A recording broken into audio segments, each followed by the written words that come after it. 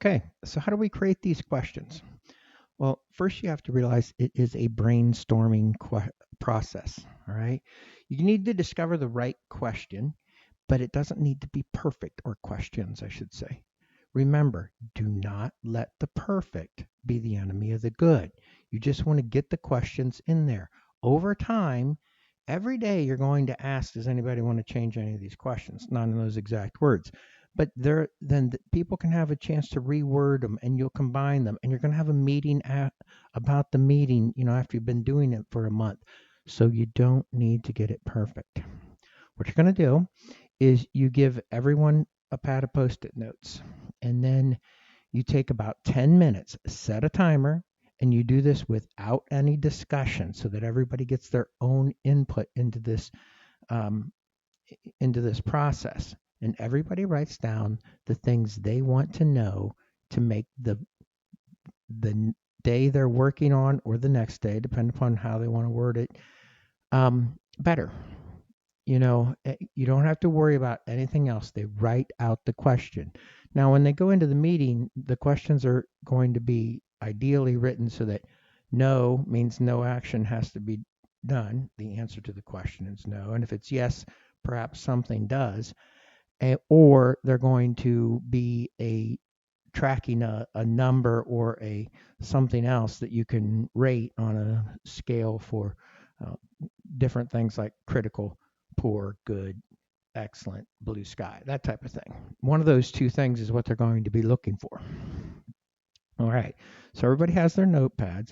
Now, what you do is you get a cell phone or some other timing device, whatever you want to use, and you start with the first person when they're done with their 10 minutes of writing out their questions. Again, you give them the 10 minutes, everybody on their own, no discussion.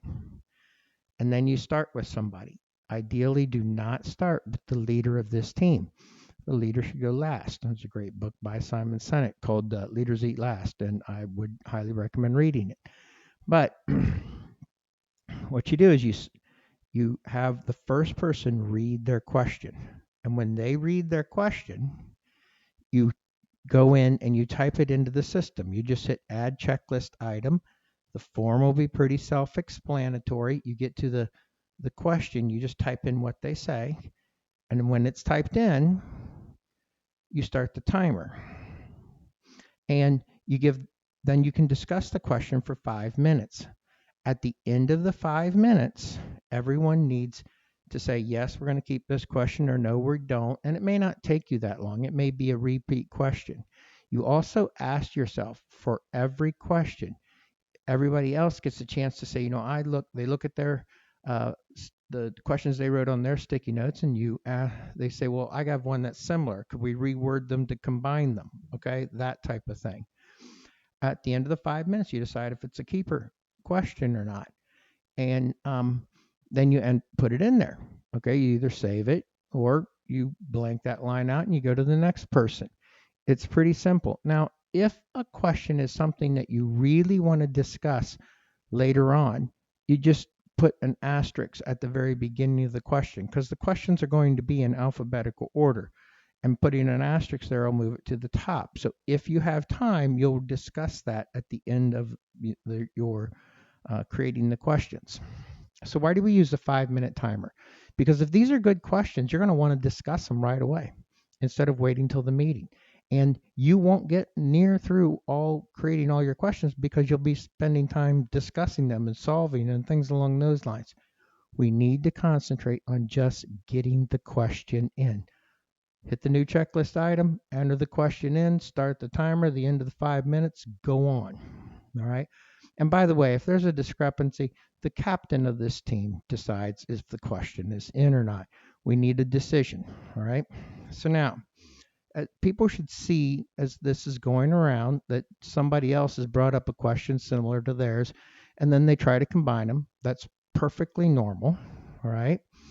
And then eventually, as you go back and forth, like if, okay, three people had a similar question, they all take that off their list of the sticky notes above them. They put it on the done list, and eventually everybody's sticky notes will be gone, and this will work just fine. Okay. So, and then at the end, you go back through and you look at them and you put them in order. Remember, they're alphabetical order. But it's really that simple.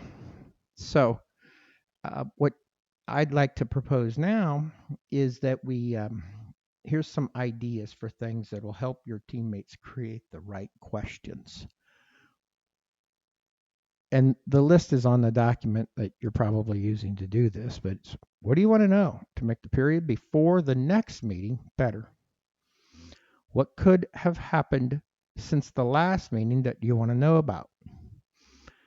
What do people need to be reminded of or to think about to make things better?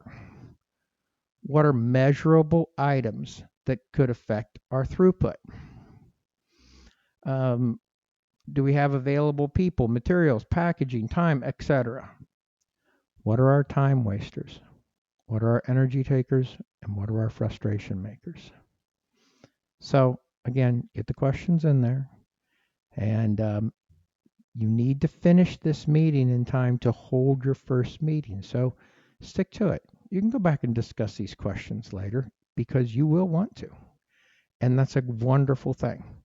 And then again, as I said, you put them in alphabetical order. So like I usually have sections. There's section B01, B02, and then if there are questions for another department or something, they might go D. I usually leave space in between questions, but that's how you'll put them in alphabetical order. All right, go get it.